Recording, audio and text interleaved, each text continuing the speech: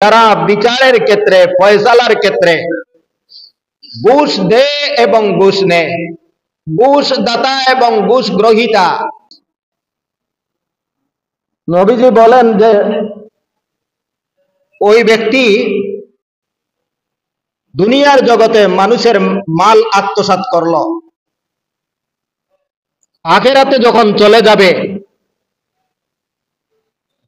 নবীজি বলেন সেই দিনকে ভয় করো যেই দিন তোমার দিরহম দিনার থাকবে না, টাকা পয়সা থাকবে না। সেই দিন এই মালগুলো কিভাবে তুমি ফেরত দিতে হবে? যার কাছ থেকে এই মাল গ্রহণ করেছ তাকে তোমার সব থেকে দান করতে হবে, নতুবা তোমার সব যদি শেষ হয়ে যায় আর তার মালের পরিমাণ না হয় তাহলে তার পাপের বোঝা তোমার গাড়ে চাপাইয়া সেই দিন সমান বিচার করা হবে।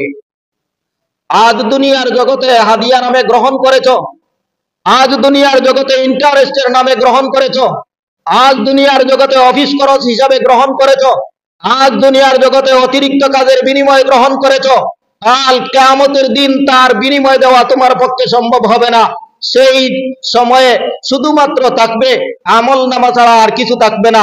নবীজি বলেন তোমার নেক আমল তাকে দিতে হবে, আর যদি তোমার নেক আমল শেষ হয়ে যায় তাহলে তার পাপের বোঝা তোমার গায়ে নিয়া যতক্ষণ পর্যন্ত তার পাওনা পরিশোধ হবে না ততক্ষণ পর্যন্ত তার পাপগুলি তোমার গায়ে চাপাইয়া দেওয়া হবে। নাউযুবিল্লাহ বলবেন না? হাদিসের নম্বর মনে আছে তো? বুখারী শরীফের হাদিস, বুখারী শরীফের হাদিস।